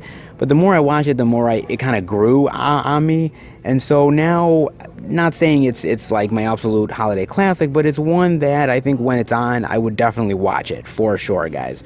It is actually really good. And it's nice because you have sort of old school holiday classics and you have sort of the new school as well, which is what I like, man. Not bad at all, man. You get here commentary, deleted and alternate scenes, behind the scenes, elf karaoke, theatrical trailer, more. Not bad special features, actually. Not bad at all. For $14.99, that's actually a really good price, man. Definitely get up on this, especially if you don't own Elf already. This is actually not a bad steelbook. Then over here I'm seeing yet another release for National Lampoon's Christmas Vacation for $14.99, and another steelbook at that, man. Not bad. I believe this is another Best Buy exclusive, but it doesn't actually say that it's a Best Buy exclusive. But I hadn't seen it anywhere else, so I have to admit, man, this movie continues to be one of the funniest Christmas movies that I have ever watched in my entire life, man. I think this movie is fucking brilliant. Oh god, dude, I can't say enough nice things about this movie. It is so cool. And you know, with Chevy, I like Chevy Chase. I think Chevy Chase is a really funny guy. I think it depends on the role that he's in. This role of Clark Griswold, him being sort of this naive guy, happy-go-lucky, where things just literally at every single turn cannot go his way. I really just sort of like this guy who just sort of struggles yet keeps this sort of upbeat attitude. I really love this stuff with sort of the craziness with the in-laws and him dealing with sort of the Christmas holiday season. Oh, dude, this movie is absolutely hilarious. Like, this is another one that's become sort of a holiday classic, and it's kind of interesting seeing old school, seeing something from sort of the 80s, and then seeing something new school. So there's many different kinds of holiday classics, and this is definitely one that's up there in a big bad way, guys. I think this is absolutely phenomenal, dude. I really do. I think it's funny as hell. It has a real good message about family, having to put up with them, yet you love them. I think this is great. I think this is one of Chevy Chase's best movies by far. And I can't say that all of the National Lampoon Vacation movies are good. I like some of them, but not all of them I love. This one is up there. Your European Vacation is really good. I'll give it that one. I actually really do like Vegas Vacation. Even though Vegas Vacation is not really loved by a lot of people, I happen to really enjoy it. But Chevy Chase is awesome, and he's one of the reasons why these movies are so damn great, man. Yeah, that is awesome. And what a damn great Christmas movie by far, man.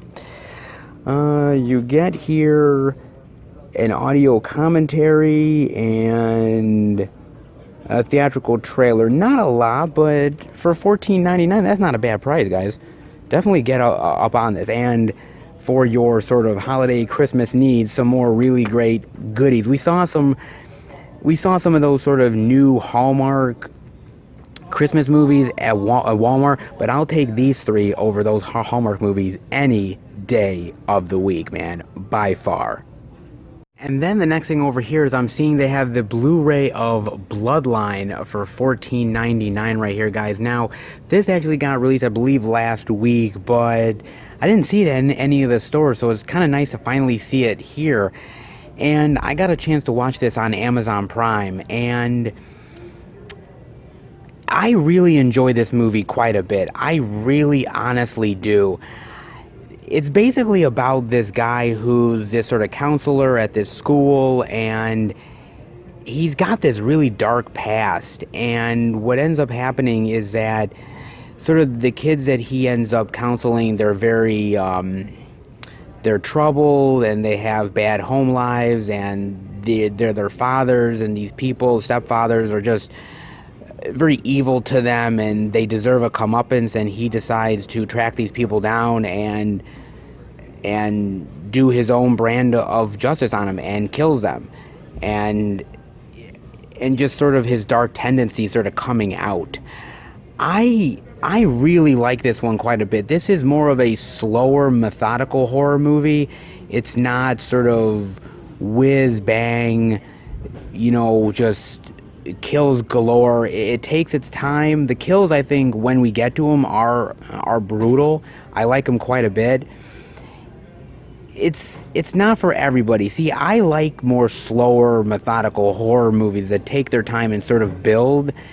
And I really love the whole idea of he has his wife, and his wife is somebody who kind of suspects what's going on, but not really, and he's trying to hide it from her, and sort of the cat and mouse game that's going on from there. I thought this movie was really, really well done, and I really like Sean William Scott in it a lot. And it's kind of funny with Sean William Scott, he's basically the American Pie guy. He's basically Stifler. I mean, this is his very first horror movie that he's ever done. I mean, people realize that he's the comedy guy. Like, even when he did, like, action stuff, he was the comedy dude.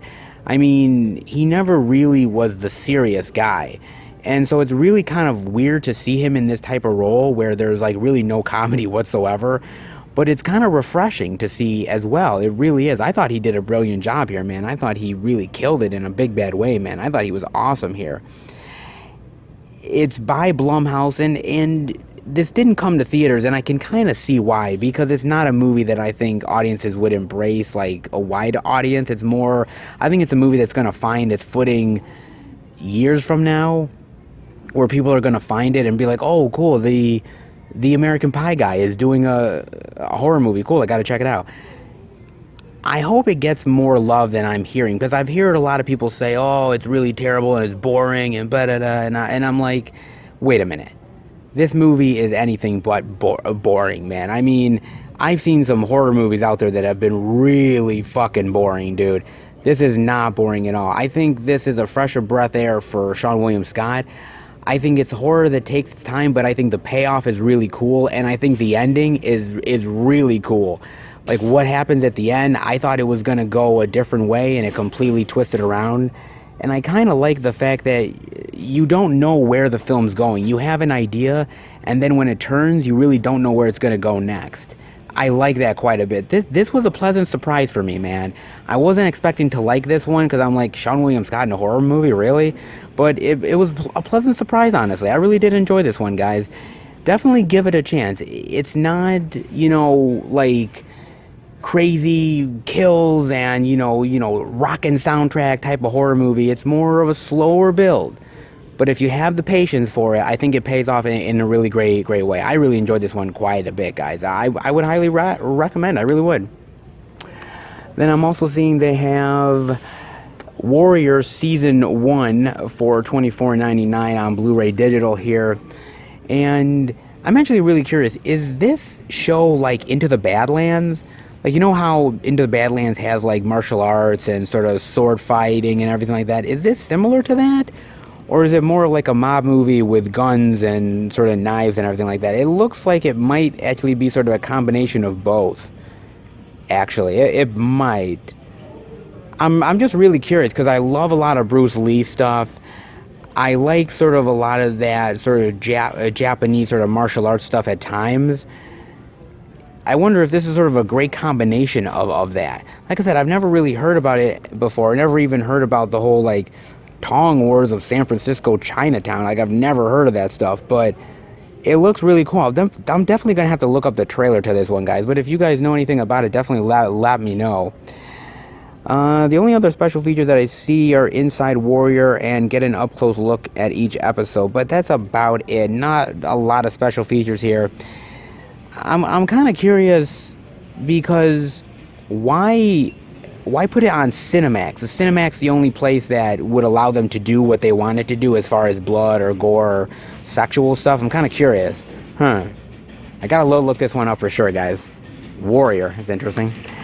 And then over here I'm seeing they have Batman Beyond, the Blu-ray digital here for $79.99. Was actually a better price than over at Target. Not bad at all.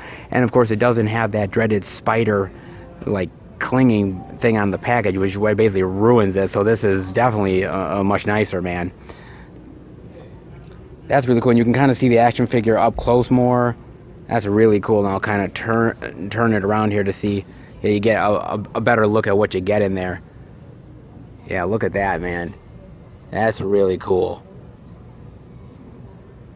Oh, nice. Yeah, that looks awesome as shit. Oh, that's really cool, man. Damn. Now, I've heard a rumor, and I don't even know how true the rumor is, to be honest with you guys. I heard a rumor that that they might be wanting to do a Batman Beyond movie and bring in Michael Keaton as Bruce Wayne, which, by the way, I would love to see that, dude. I would love to see Michael Keaton come back to the role of Batman Bruce Wayne, dude, because those are my favorite Batman movies. The stuff with Keaton is fucking phenomenal, dude. And I'd love to see him sort of be an older, grizzled Batman, sort of taking on this apprentice, and I'd love to see it, dude. You know, they do a lot of really interesting Batman movies, but this is one where I thought the potential for this is so amazing, and they could really do a really dynamic movie for Batman Beyond, and I don't know why they haven't done it yet. Maybe they think it's not going to sell well to a general public or something, but honestly, man, if you were to do it with Keaton, I think it would be really cool, man. Just my thoughts. I don't know what you guys think, but I think that would be really cool, man. But if you guys have not checked out Batman Beyond, definitely do it. It is a killer show, dude.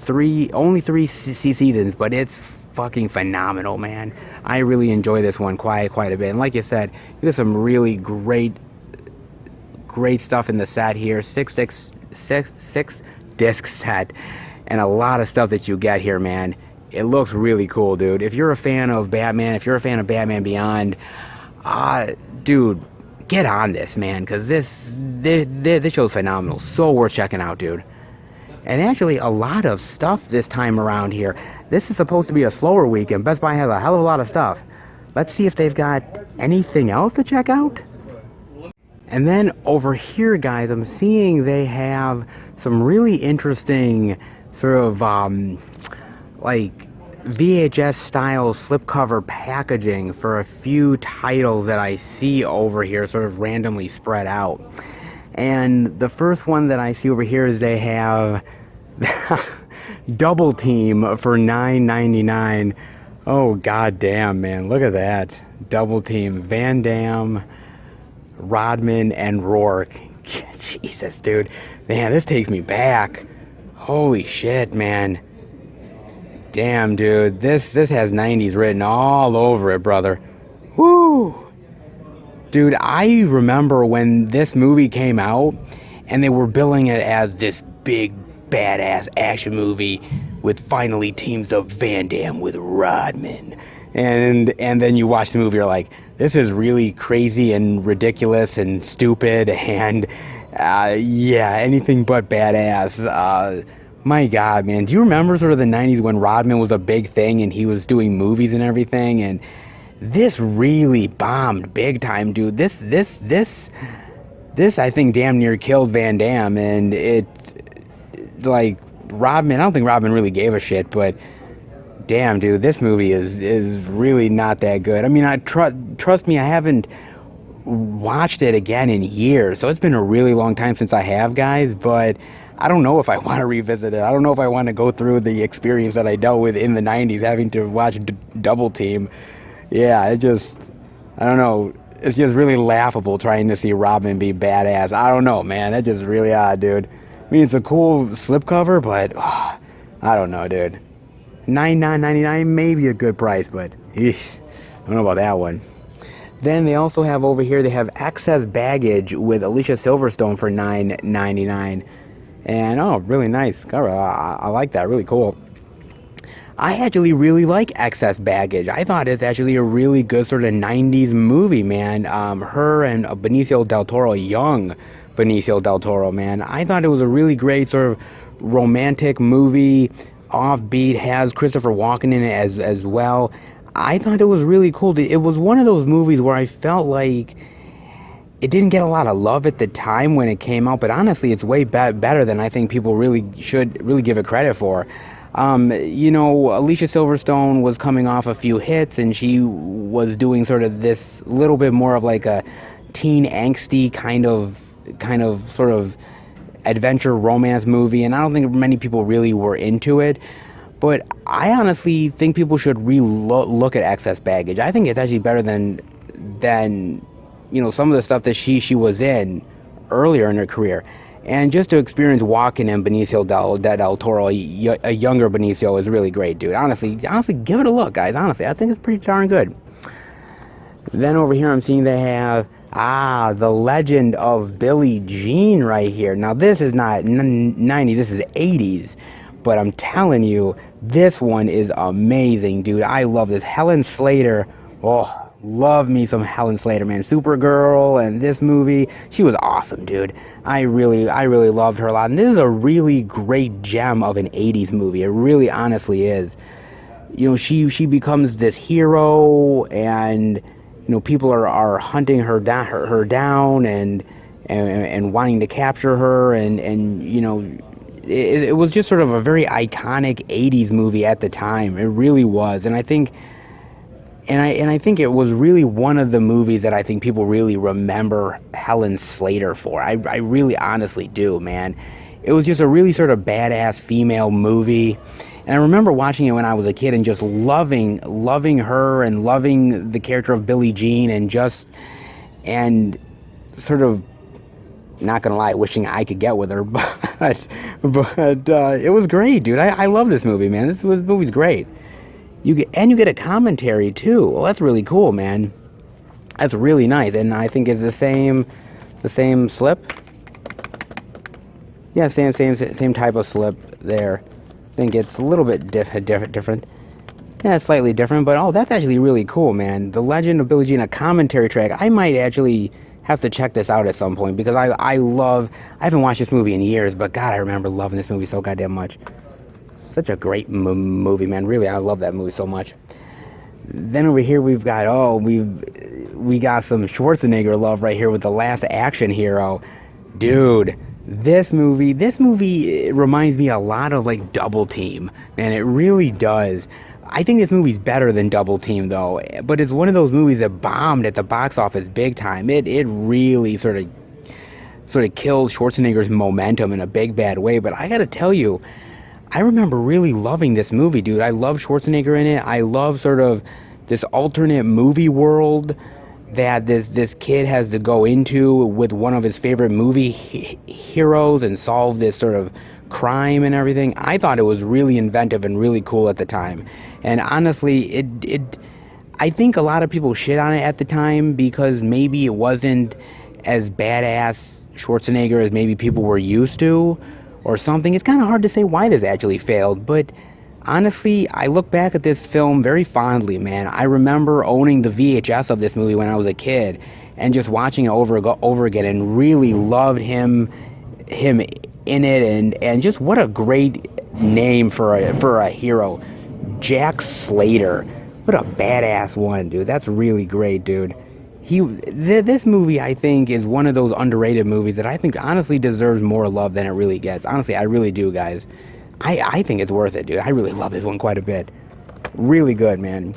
You also have Crawl over here as well. Now, I actually do own Crawl, but I do not own this edition of Crawl, the VHS style one. Crawl's a great movie, dude. Really great science fiction, monsters and swords and lasers, and just a really fun time. And I remember as a kid loving this shit, dude. I ate this shit up, man. So for me, this was great science fiction tale that I really enjoyed, dude. So I love this one quite a bit, dude. Easily for fun sci-fi adventure, I would easily recommend Crawl. Easily. That's really cool. No special features. The one I have has a lot of special features, but this one doesn't come with any. Then they also have Pauly Shore in Jury Duty. Oh man, Jury Duty. Good lord, dude. I remember watching this one, and I used to back in the day in the 90s be a huge Pauly Shore fan. In the Army now, things like Jury Duty, and he was one of those guys that you wanted to party with Pauly Shore. Like, you saw Pauly Shore. Like, I remember watching the MTV spring break stuff back in the day, and Pauly Shore would be hanging out with hot chicks and partying and drinking, and you'd be like, dude, I want to be that guy so badly. and now I look at Pauly Shore and I'm like, oh, well, I'm glad I wasn't that guy.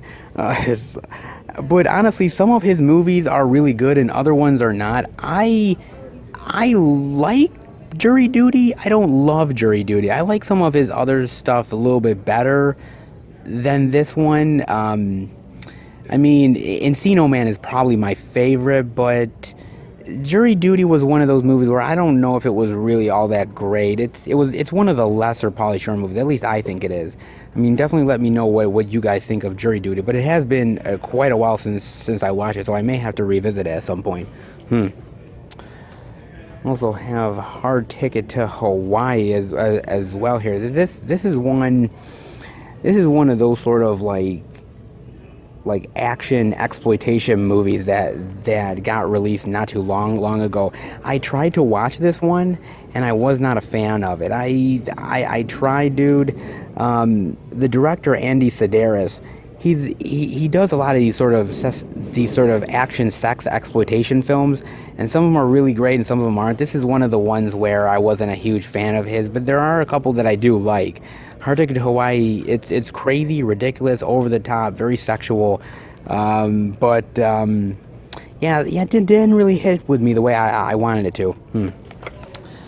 Then over here I'm seeing they have Neighbors right here. Wow, man, Neighbors, man, that's been a hot minute since I watched this thing with John Belushi and Dan Aykroyd. What a really good movie. I remember it's a movie that bombed at the box office and really failed, and I gotta admit, I love the team up of Belushi and Aykroyd, man, from stuff like the Blues Brothers to this and their time on Saturday Night Live. What a great sort of duo, man, a comedy duo. They were awesome, man. And it's just a shame that this movie didn't get a lot of love at the time, but I like sort of Belushi playing this more like straight-laced guy and Aykroyd being the wild and crazy dude and sort of terrorizing him. I thought the comedy was great here. I really liked it a lot. This one I think has gotten more love over the years once people sort of more embraced it, but it's really funny, man. I really enjoy this one quite a bit. I thought it was all kinds of fun, dude. I haven't watched it in a long time, but I definitely gotta revisit it, man. Definitely do. Then they also have the Blu-ray of The New Kids, which I've actually never seen The New Kids before. Oh, it's from Sean S. Cunningham. That's interesting. No, I've never seen the New Kids before. That's interesting. The New Kids. They Can't Afford to Lose.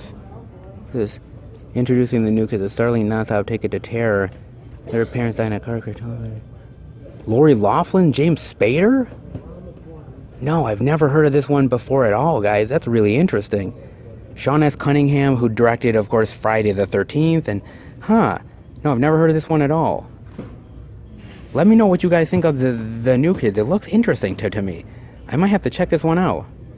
One I haven't heard of. Interesting. Then I'm also seeing they have Roxanne with Steve Martin and Daryl Hannah.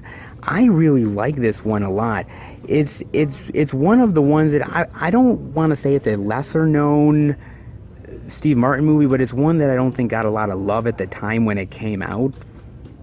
I think it was a little bit bizarre. This guy with a huge fucking nose and his sort of romantic comedy. I think people were kind of like, really? I think people were kind of weirded out by it or didn't quite understand the movie. I thought it was funny as hell, man. I thought it was charming. I thought the comedy was really funny here, and I love Steve Martin, dude.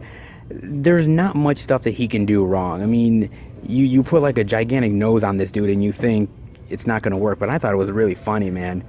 I thought it was a fun movie. I thought it was a nice sort of romance, sort of comedic film. One that I think people should definitely revisit. Then they also have, they have the Dana Carvey Opportunity Knocks. God, it's been so long since I watched this one as well. Jeez, it's been a long time, dude. Opportunity Knocks, man. Wow. Dana Carvey's a big time funny. Dude, I used to really love Dana Carvey back in the day, sort of Wayne's World stuff and his time on SNL. And I watched this movie, but it's been so long, and I remember it being funny. I really liked it, but it's been a really long time, dude. God, this is one I'm definitely gonna have to revisit at some point. God, man. And Dana Carvey never did a lot of work, unfortunately, in the movies. Like a lot of his SNL sort of pals did a lot more than he did, which is a shame because he was a really funny guy, man. I mean, he still is, but he doesn't get the opportunities like he used to, and he didn't get enough of them either. Then over here, there's the Blu-ray of Songwriter with Chris Christopherson and Willie Nelson. Nobody ever had a better time getting even. That's interesting. I have not heard of this one at all. Oh, jeez. I love me some Chris Christopherson, and Willie Nelson is a hoot. I would definitely be into checking this out, man. I've never heard of Songwriter, or actually I might have heard about it, but I never got a chance to watch it. Huh. That was cool. Definitely be into that. Then they have True Believer here with James Woods, Robert Downey Jr. No, I've never heard of this one at all. Dude, I didn't know about this movie. Oh, this looks cool. The only good fight is the one you win. Dude, that's a young Downey. No, I never heard of this one. Dude, that looks really cool. God, they got that one. They got White Line Fever, which looks really interesting as well. Jan Michael Vincent is in this. Dude, some really interesting stuff that I've never heard of before, man. Some really cool titles here. That, and they've got... Oh, of course, they've got Who's Harry Crumb. Great movie. John Candy is fucking hilarious in this. This is probably, dare I say, one of my favorite John Candy performances. He is awesome here. As sort of this dim-witted detective guy. I like that one quite a bit. God, dude, there's some really great stuff here, man. Really awesome sort of movies from back in the day with like these really great sort of like VHS style slipcovers. Really cool stuff, dude. Man. Actually, not bad at all, dude. Some really great selection here. I loved it. Who would have thought they'd have this much selection, guys? All right, well, let's head out. Damn, there was a lot of stuff to show off this week here at Best Buy, man. Like, if you had told me the beginning of the video, oh yeah, we have a slow week over at Walmart, we have a slow week over at Target, there's not much to see, and then I come to Best Buy and there's like a bonanza of stuff to check out, I would have called you guys a liar. But yeah, crazy enough, that's why I go on these out and about adventures, guys, because you really don't know what you're gonna find until you actually enter into the store and see it.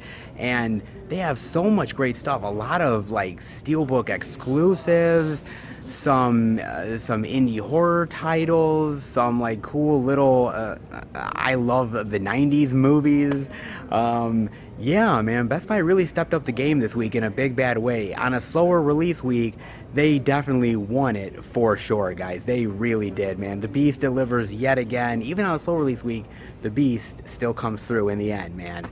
Absolutely awesome, dude. But like I said, it's a slower release week. There's not a lot of stuff to check out, but the stuff that we did was pretty cool, and we definitely saw something interesting at each place, which is not half bad, guys. So I hope you enjoyed Best Buy. Let's head home and finish the video. All right, everybody, that'll do it for the Blu-ray and DVD out and about video this week. And I was really worried about this week. I'm not gonna lie, because, you know, I was looking at the releases on Blu-ray.com and I was like, oh man, this is a wasteland, dude. There's not much stuff coming out. I don't know what I'm gonna talk about. On top of that, I don't even know what's gonna be in the stores. And I should have never really worried, because yeah, I mean, we saw some 4K upgrades, but on top of that, I mean, we saw cool horror collections. We saw some really interesting indie horror that we might not have seen a week or two ago that we're seeing now. Some really cool retro older movies from the 80s and 90s, unique exclusives and slipcovers. I mean, there was a lot of really great stuff to check out this week. And it really made me appreciate just the fact of how lucky I am to still see some of these releases in these stores. and just about the love of movies in general, and how I love really doing these out and abouts, guys, because there was a time when I didn't think we would see media in stores anymore. And, that the fact that I'm lucky enough to be doing this, the fact that these movies still have a place on store shelves is really gratifying to me, and I just love diving into the movies and diving into the releases and really talking about this stuff, because I think as movie lovers, I think we love talking about movies. It's not just the releases itself, it's about the movies and talking about them, and what we love about them, what we hate about them. It's just the love of movies in general. And that's sort of the passion that hopefully comes across, because you guys have no idea. I will be doing the video, and I'll have people over on the side of me that give me the most weirdest looks, like I am the most oddest motherfucker on the planet. I get evil stares. I get people in back of me sort of talking about me, like, oh my god, what is this weird guy doing? And when I start to film and really talk about the movies, all of that washes away. And it washes away because I am a movie lover. I am passionate about these movies and talking about these movies and diving into these releases. And I think sometimes we mistake passion for oh well, they're it's over the top, or they're a little loopy and everything.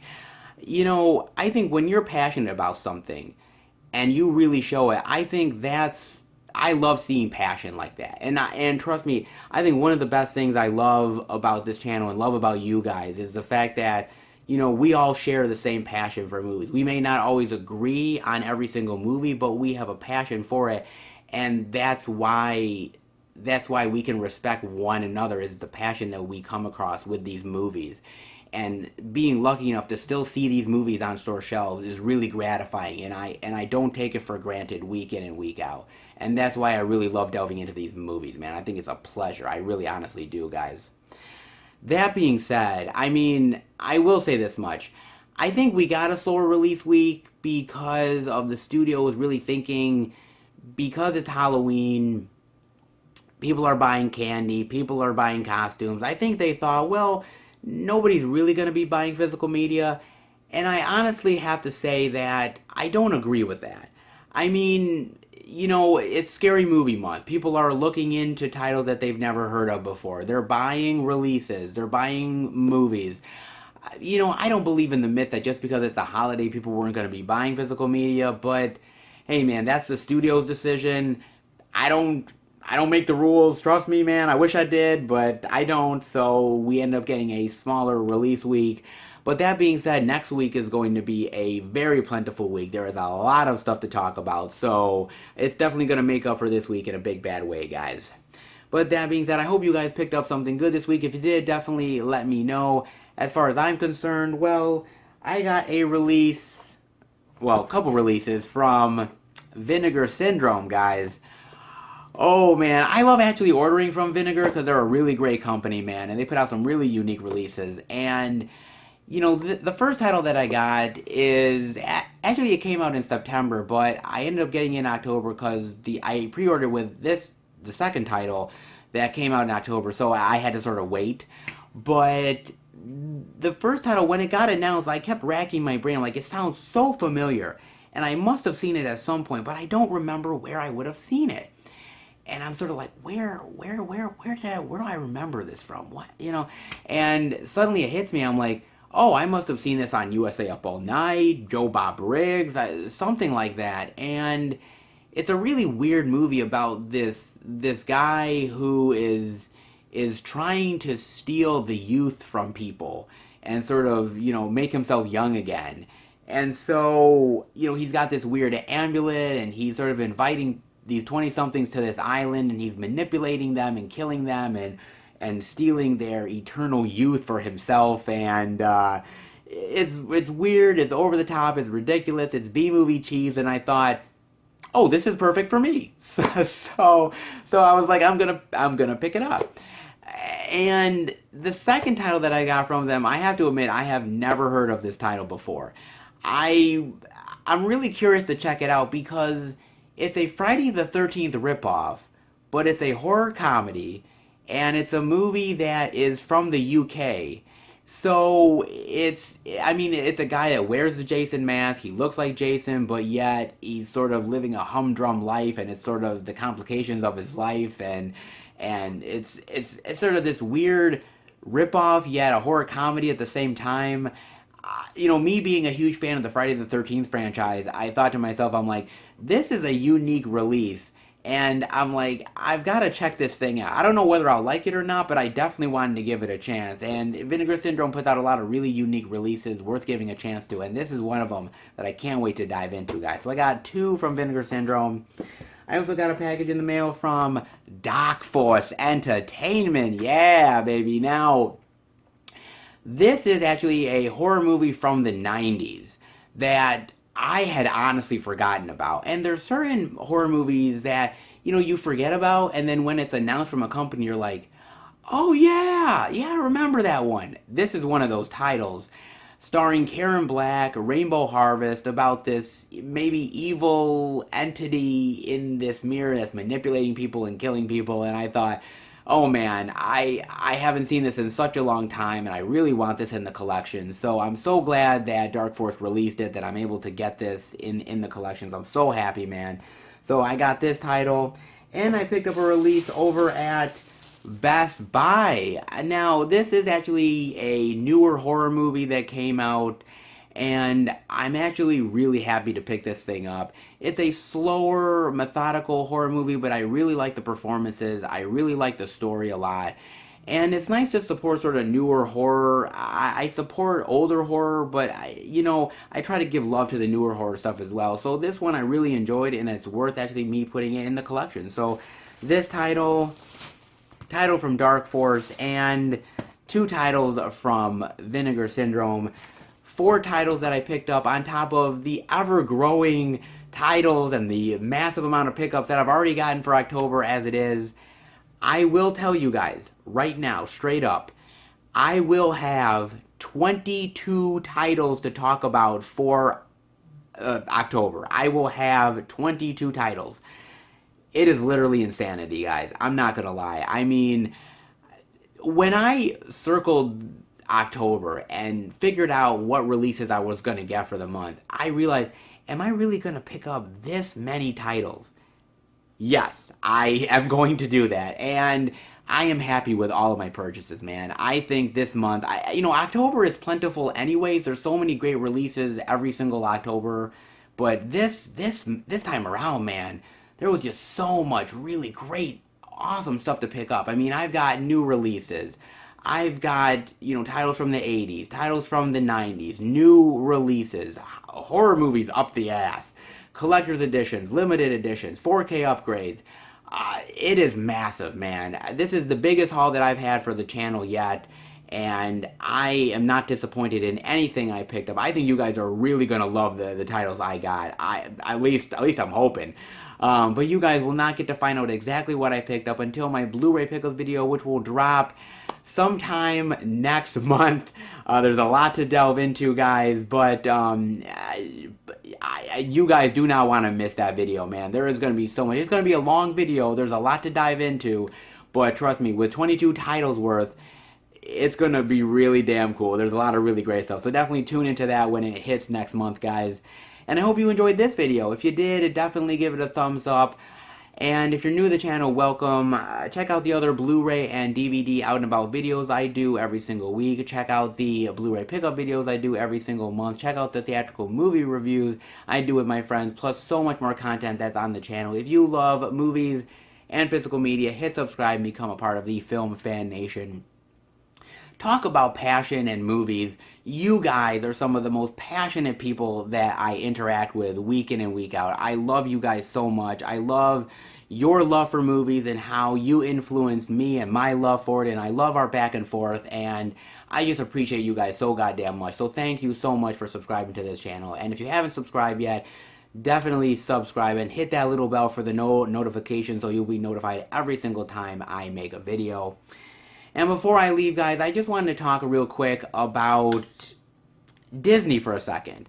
I know I've sort of been talking about Disney on and off these past few weeks, but this I was really curious about talking because there's an article that I found on Facebook from vulture.com, and they talk about Disney as far as Disney releasing movies to the smaller independent theaters, and how now that they own the Fox titles, there's a certain level of they're now holding these titles back. And they're holding these titles back from these smaller theaters so that they cannot play these older titles like Alien and Die Hard and Fight Club and a lot of this other stuff. That now they're putting it in the Disney vaults, and they're not letting anybody sort of show these films anymore in these sort of smaller theaters. And I thought it was very interesting because in this article, it really talks about how Disney is sort of screwing over these independent, theaters and these companies, and that they're becoming this sort of greedy entity. I mean, they've always been that at some point, but there's some really interesting quotes here. I mean, one says, the Fox freeze out, he speculates, may be an extension of that tactic. Disney considers any screen that's taken up by an older movie, even one that's owned by Disney, to be a screen that could be showing the new Marvel or Star Wars title instead. I mean, that's crazy that you won't let people see these older titles. And even another quote, Disney has the opportunity to not be the bad guy, to act in the public interest and prove that them owning something is not a bad thing. I always told you guys that the Disney acquisition of Fox always kind of scared me a little bit because they got all this really wonderful catalog of Fox titles, and now they're burying them. They're burying these titles and not letting these theaters screen them for audiences. And what does that mean for physical media? It means that at some point, I truly believe this, guys, I feel that they are not going to release physical media of these titles. They are going to hold back releases. They are going to store them, and they are going to sort of hoard these titles until there's a demand for it again, and then they're going to release another edition. They really are screwing over people in a big bad way. And that's what happens when you have some of these titles that are now owned by a company like this. It now becomes a part of like when they want you to see the titles. And that's why I always say physical media is incredibly important, because you guys really need to own these titles in order for you to have these titles. That a company should not dictate what you watch. You should be able to dictate what you watch. And that's why it's always incredibly important to own these titles and not just depend on streaming and not just depend on these companies releasing it just because they want to, because sometimes they won't, guys. But definitely let me know what you think about that, guys. And in the meantime, I will see you next week for a brand new Blu-ray and DVD out and about video. Take care, everybody, and happy hunting.